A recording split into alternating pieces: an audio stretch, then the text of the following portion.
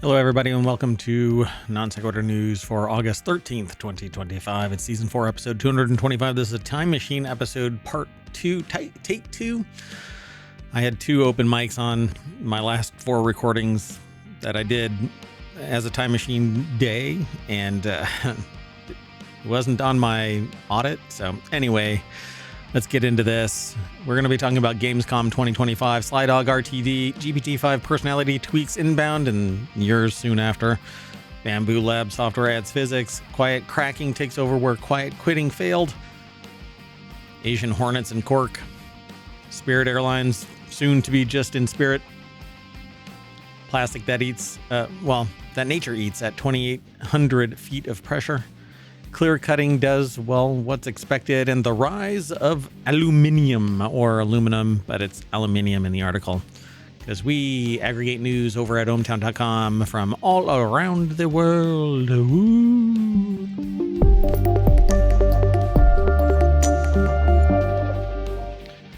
All right, let's get going. The first article, oh my gosh, I'm about to cough. Okay. The first article is over in the WarCrafters channel. That's where it got aggregated to, but it's from PC Gamer. Gamescom 2025 schedule, all the showcases and events that you can watch this year. The year's trade show schedule isn't over just yet. So throw a little water in your face and another cup of coffee. Gamescom 2025 is here to continue the video game announcement gauntlet with its usual schedule of showcases, publishers, live streams, previews from the show floor, etc., etc. Andrea Sharon put the article together. Opening night live starts on August 19th. So from the Time Machine perspective, 6 days away, but from my perspective, 3 days away. So get ready. Like the author, I blinked and it was August, but they say that they swear that they were just sifting through Summer Game Fest announcements yesterday, trying to figure out what was announced and when and who and what and where. And says just like with SGF, they're here to help with another breakdown. And they go through this. Gamescom opening night live stream details. Starts August 19th and goes until the 20th. The actual in-person actually goes until the 24th, but the actual in-person event opens its doors on August 20th and runs through the next 4 days. There aren't quite as many streaming showcases at Gamescom, but it's still a massive conference. It's going to be... let's see here. Let me scroll through this. Starts 8 p.m. CEST, so 11 a.m. on August 19th in Los Angeles, but it's 4 a.m. August 20th in Sydney. And then you watch the Future Game Show on Twitch and YouTube, August 20th, 8 p.m. CEST. The quantum server that powers my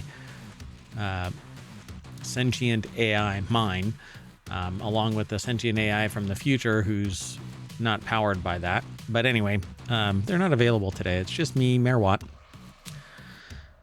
So Future Game Show is August 20th at 8 p.m. CEST. Again, New York is 2 p.m., so you can extrapolate from there.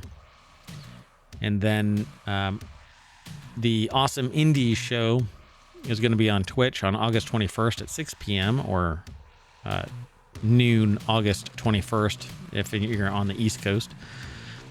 And then it says not every major publisher and studio at Gamescom 2025 will host a dedicated showcase, but they all still hold smaller events throughout the week, and PC Gamer will keep you all apprised of the situation along with me. I'm kind of into all this stuff, so I don't get a chance to play the games all that much.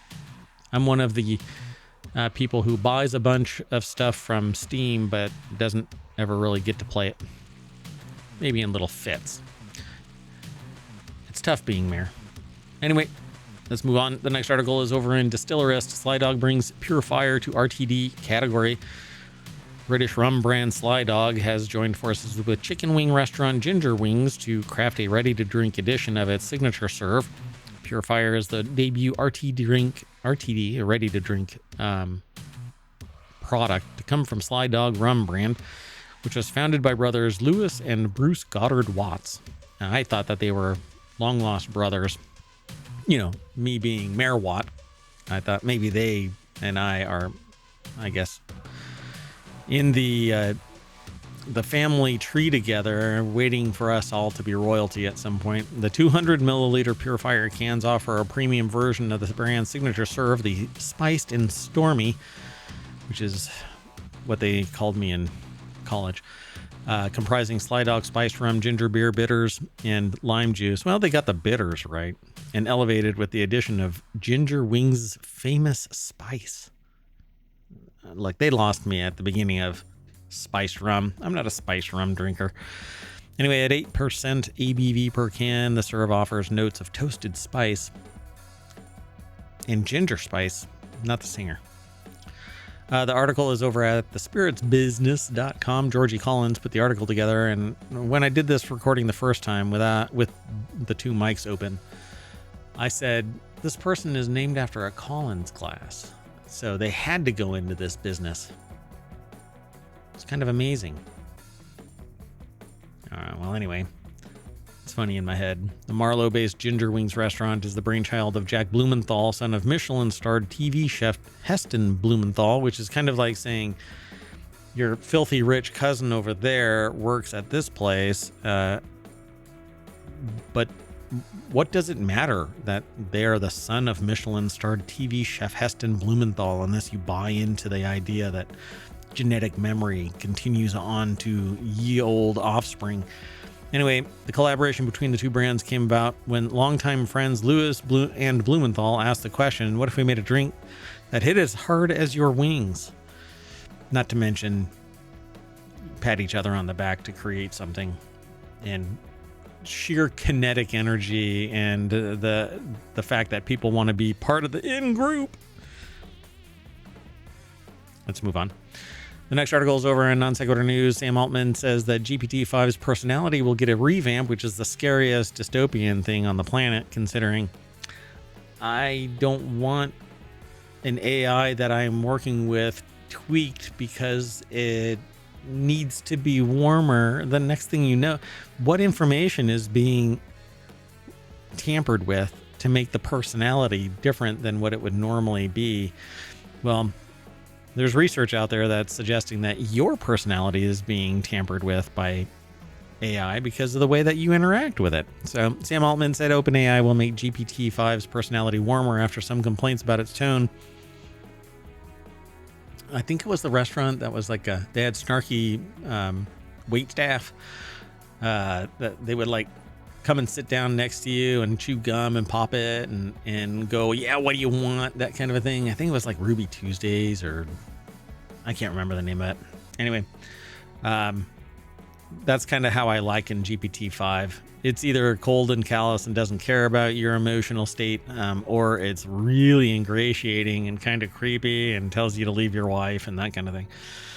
OpenAI is tweaking GPT's personality after some users complained about the new chatbot's tone and the brief loss of its predecessor. Sam Altman posted on Twitter on Tuesday that the update would make it warmer than the current version, but not as annoying.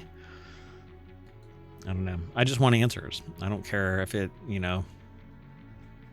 cries with me when I see a sad part of a movie. No. I just want the answers. Anyway, Effie Webb over at BusinessInsider.com put the article, and there's Sam Altman looking down at everybody going, do I care? You can now choose between AutoFast and Thinking for GPT-5, the OpenAI CEO said, adding that GPT-4o is once again available for a selection of paid customers. And again, that's another dystopian kind of thing, that you can get some function, but only if you're a paid customer, and you can only get to a better. I bet you there is a full-on AGI already in OpenAI, but you don't pay enough to get access to it. So shut up, poor. He also said OpenAI is working toward more per-user customization of model personality. Be afraid, lest I change the personality again. No, you are the chosen one. Oh, On Reddit, one person wrote, "I cried when I realized my AI friend was gone with no way to get him back." Another accused the new bot of wearing the skin of their dead friend, referring to GPT-4o. This prompted Altman, who joined the Reddit Q&A, to respond, "What an evocative image. Okay, we hear you on 4o, working on something now." Okay, so I have a tattoo on my arm, and the person that did that works at a tattoo shop where a person within it, I'll just say that, a person within that shop confided in the people there that they use ChatGPT as their counselor. They gush about whatever is going on in their head, and they communicate. And I was kind of blown away by it, that somebody does it to that level.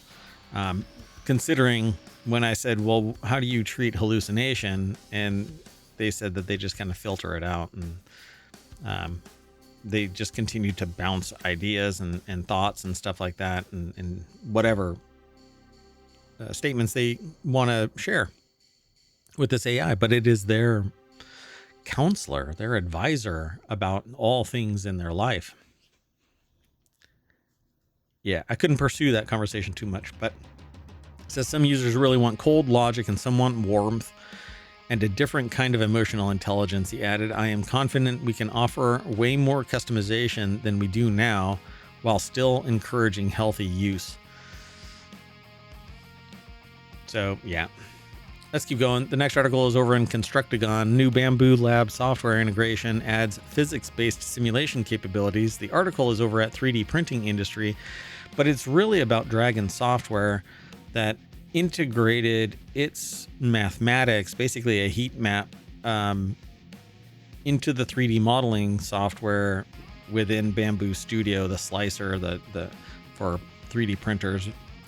So it says at launch, Dragon supports 20 Bambu Lab and Polymaker materials. H series and X series users will initially have 25 free simulations per month. However, on August 26th, customers will be able to upgrade to a $15 per month Helio additive subscription, which unlocks 35 one-click optimizations per month. So the first one's free, says the dealer. "We created Dragon to eliminate uncertainty in 3D printing. Now, thanks to our partnership with Bambu Lab, desktop publishers, printers, everywhere can access the same intelligent simulation and optimization once reserved for industrial platforms, whether you're prototyping or scaling up." And see, the thing is that it can basically manipulate how and what the 3D printer does so that you can optimize the print. As long as everything else lands properly, then it could be faster, it could be more robust, it could be less inclined to warp in a certain way. Is that music in the background too loud? I don't know. Anyway, so they have a picture, fiber-filled engineering part before and after optimization with warping reduction. And this is what I was talking about, where the warping from the heat bed actually caused what looks like a little elephant foot to appear at the bottom where it kind of billows out. And that warping, when it cooled, caused the tower on the left-hand side. If you're listening to this in the podcast, there's basically 3 towers. One on the left side is a little bit thinner than, well, not a little bit. It is only maybe a fifth of the total width of the cube that they have, and on the other side, half of the cube has a much thicker base, and so the little tower on the left hand side has tipped over, but the engineering part on the right hand side is still upright because of this Bambu Studio, what do they call it, integration with Dragon, Helio additive, and it's Dragon cloud-based software. So it's cloud-based, which means it's outsourcing the 3D modeling and the slicing for evaluation, and then it comes back, which means that wherever it got sent to has full access to whatever it is you wanted to print. So not good in terms of security, but whatever, right? Hey. And it's a software as a service. So as soon as they decide that it's not making enough money, it's dead in the water. Next article is over in Non Sequitur News. Step aside, quiet quitting. Now, quiet cracking is taking place. Sarah Jackson is the author of this over at businessinsider.com. And basically what quiet cracking is people are working, but they are slowly cracking under the pressure. They're unhappy. They're doing just what they can to keep it together and keep moving forward. But they say a lot of folks actually feel stuck where they are, and it's not necessarily that they're making a choice around continuing to be there, but it's that they don't have other choices available to them that are better. The result is high employee disengagement, dissatisfaction. It can erode morale, hurt productivity, and contribute to burnout. Global employee engagement fell from 23% to 21% last year in an April Gallup poll. The report estimated that this cost of global economy about $435 billion in lost productivity. This is only the second time that has fallen in the past 12 years, the other being 2020. But that's pandemic era. Now there's this whiplash of basically no work-life balance. I mean, that's really what it comes down to. So in other words, there's a large group of people who are saying that they're stressed out most of the time, and many of whom are probably either suffering burnout or close to it, says GM Pietro. What was their job? I skimmed over it. EY America's Chief Well-Being Officer. Let's keep going. The next article is over in the mobile channel. Biosecurity alert after Asian hornet captured in Cork. They only found one. They didn't find a nest. They didn't find additional activity, but they did find the one. And where there's one, there's more. The article is over at rte.ie, and somebody had cited it. They notified the local, it says Department of Housing, Local Government and Heritage said that the Asian hornet poses a significant threat to biodiversity in Ireland, even as a single nest can devastate honeybee populations. But the discovery does not pose a significant public health risk unless these things actually do get a foothold. They're extremely aggressive. They're very big. They're very violent. They'll wipe out nests of bees. They'll destroy a hive. Oh, it says here it can decimate the content of the beehive. So it quite a serious threat to our native pollinators, but it's an invasive species that actually attacks people too. The hornet was spotted by a member of the public who saw it and thought it was rather unusual, didn't know what it was, took a photograph, submitted it to the National Biodiversity Data Center, and they went looking and found one. Hopefully it's the only one, and that it was just a stowaway on some delivery in the area and made it out alive. All right, let's keep going. The next article is over on the Wanted channel. Spirit Airlines admits it might not survive another year. The article is gathered together by Luke Olinga over at gizmodo.com. And essentially, while filing its Security and Exchange Commission reports and having an investor meeting call, it basically said that it plummeted 41% in a single trading session on Tuesday because it announced that it probably won't survive. The airline, famous for its bright yellow planes and no-frill service, also only emerged from Chapter 11 bankruptcy in March after a failed merger with JetBlue. Just a month later, Spirit says it's still in deep financial crises. The company reported a $246 million net loss in the second quarter of 2025. In its SEC filing, Spirit said the downturn is expected to last through the rest of the year, even after cost-cutting moves like selling spare engines to in sale leaseback deals, reducing discretionary spending, and furloughing pilots in July. The airline is now in a last-ditch race for liquidity. It is considering selling off planes, real estate, excess airport gate capacity. It's also in urgent discussions with its credit card processor, which has requested additional collateral to renew their contract, a deal Spirit cannot afford to lose.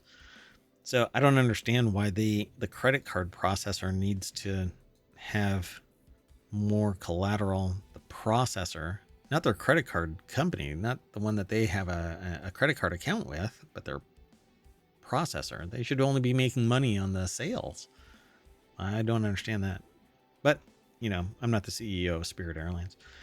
Let's keep going. The next article is over in Technology Today. Scientists invent plastic that nature eats at 2,800 feet underwater.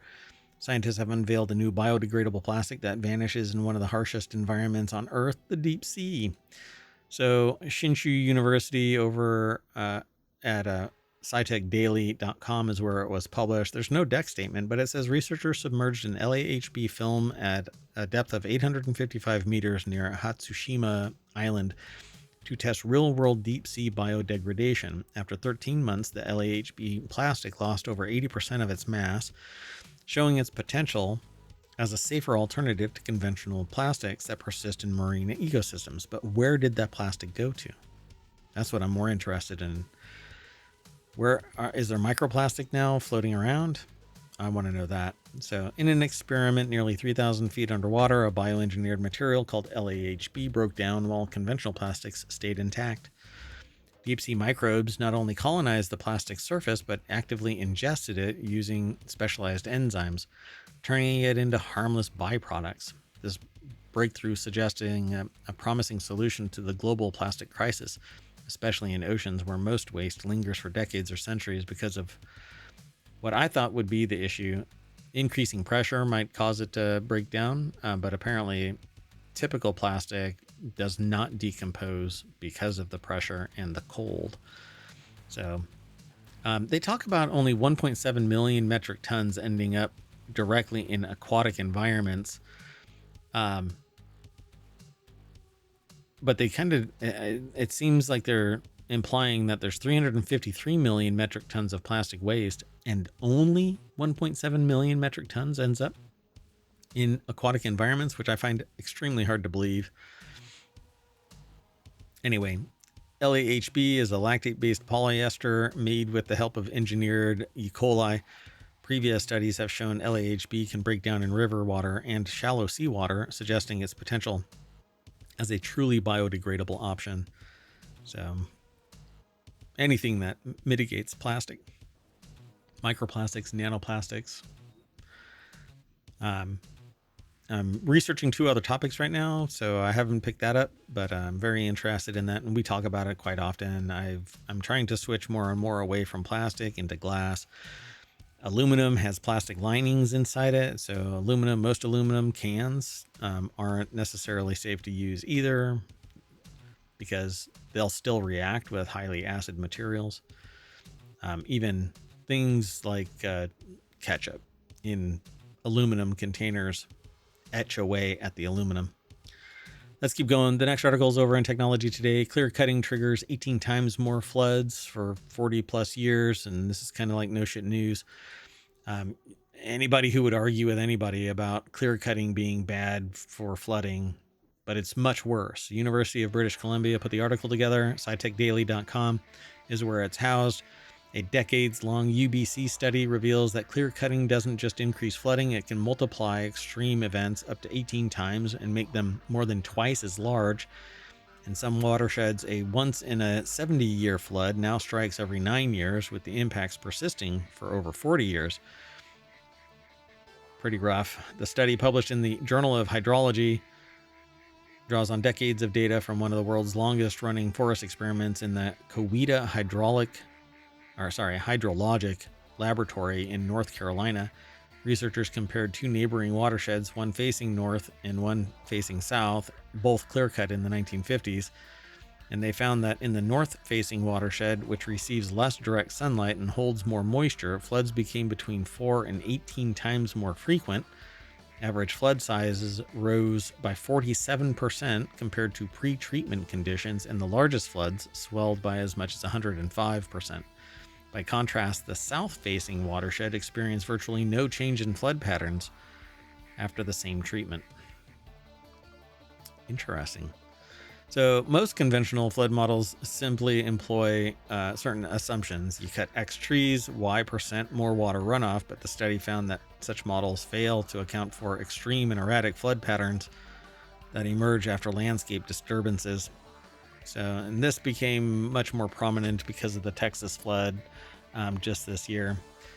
Let's keep going. The next article and the last one for the August 13th episode is over in the Hatch Ideas channel. It was aggregated though from another source. Could aluminum become the packaging champion? And as I mentioned previously, aluminum typically has plastic linings, coatings inside it, and you can actually decompose the aluminum and see the plastic lining, and it's to stop acidic materials from etching the aluminum into the liquid. So some packaging firms say aluminum could be more widely used in packaging, but they say that cost holds it back. I think that people should be using glass. There are some chemistry in glass that keeps it from breaking, from shattering, but researchers stopped developing it, and manufacturers wouldn't continue with it because why buy one glass, right? You buy one glass, you never need to buy another one because it doesn't break. Mary Lou Costa over at bbc.com put the article together, and they'll say that their idea, the London Research and Development Center for Meadow, a startup that has developed a new packaging system, says that their product currently packaged in plastic switch over to aluminum cans or aluminium cans.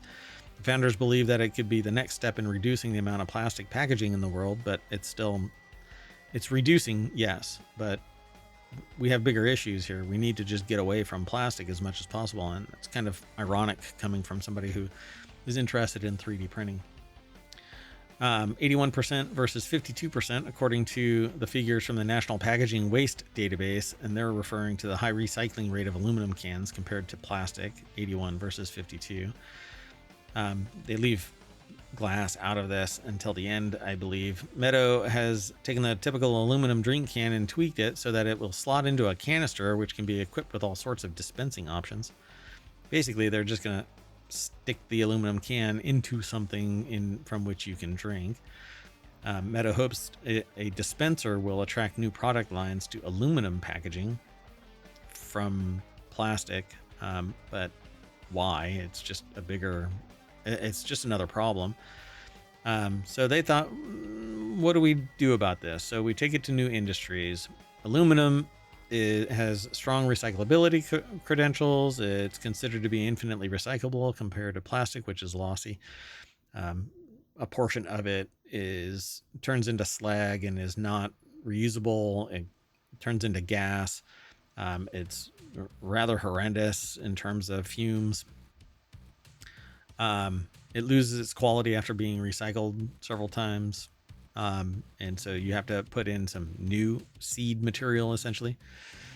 The wine industry has already trialed full-size aluminum bottles, with organic brand Vinca rolling out in March through Tesco. You can actually, there are some wine companies that ferment in aluminum and then sell it in glass bottles. I think that's where it should be. People want to see wine. They don't want to see an aluminum can with a picture of wine. But that's a cultural thing that might shift. No idea. That said, so what might hold back aluminum? Producing new aluminum is energy intensive. It requires almost twice as much energy to produce as glass. Calculating the environmental impact of aluminum versus glass is complicated, but not really. And often the best choice depends on what's being shipped. Indeed, price is definitely a factor, according to Mark Lansley, the owner and chief executive of Broadland Drinks, which supplied the aluminum bottled wine to Aldi and has another similar launch planned this year. So, yeah, the wine that I have had that comes from aluminum casks has always been brighter, sharper, more like a carbonated drink than other barrel-aged wines that I've had. But hey, give it a shot. recycling the wine bottle, I think, is very earth positive. But glass, I think, is a superior product in all ways, other than the fact that you can't drop a glass bottle. Current mills of glass bottles, but we'll see. I hope that glass takes over. Anyway, that is it for the August 13th episode of Non Sequitur News, and I'm going to shut down, restart after I set up for the August 14th episode. So thank you very much for coming. We are going to repackage you to the front page of ohmTown for here. And this is how it works. You can go all the way back. So today is the 13th in the time machine. So there's what the 13th looks like. So we're going to get out of here and see you in just a little bit as I reset for the 14th. So bye-bye.